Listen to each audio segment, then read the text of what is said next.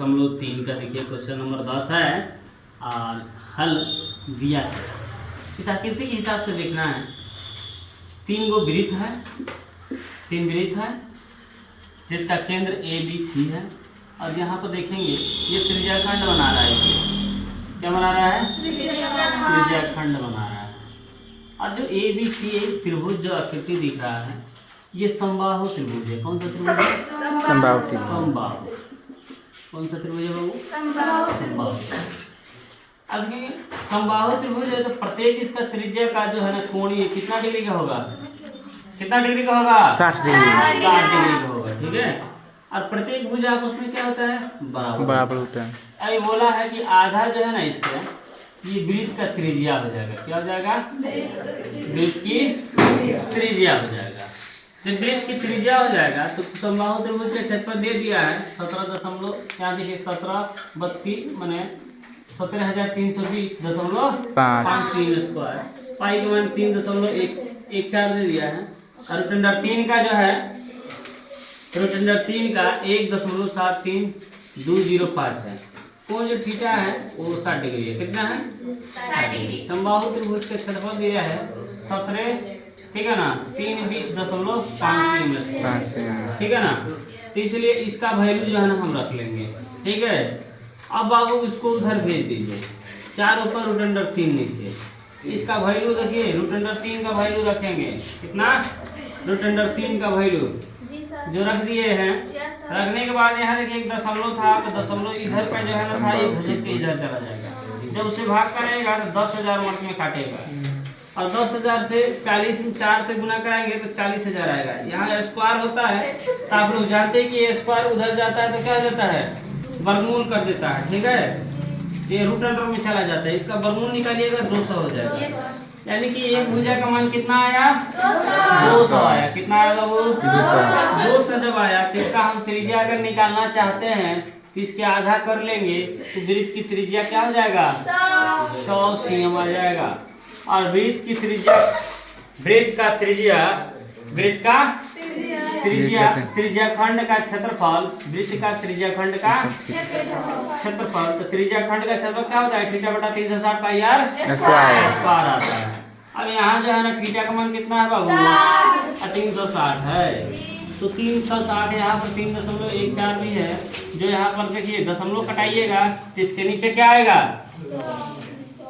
100 आएगा। 100 से 100 कट जाएगा, बच गया 100 इधर।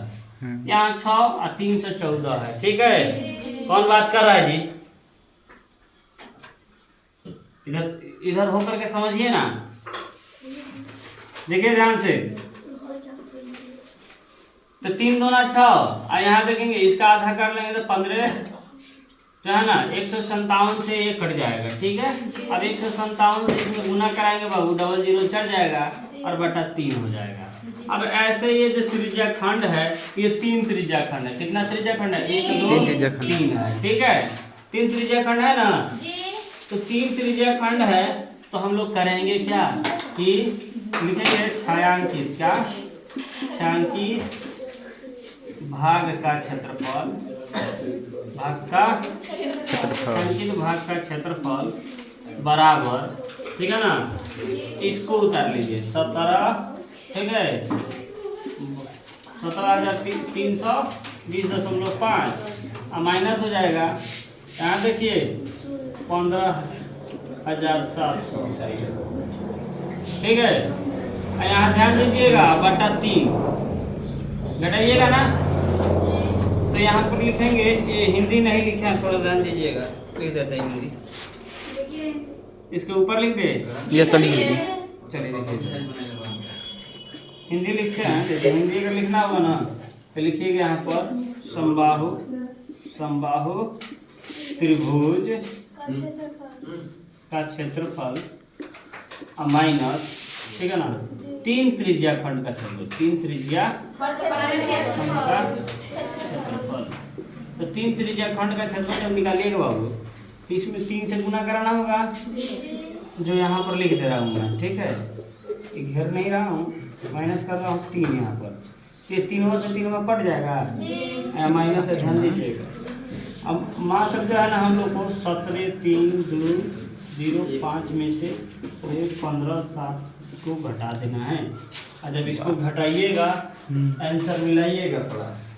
17,3,2,5 फिर 15 700 घटाइए। मान लीजिए यहाँ 0 आ जाएगा, 5 का 5, 0 का 0, 2 का 2, और यहाँ हो जाएगा 13, 13 में से 7 में 6,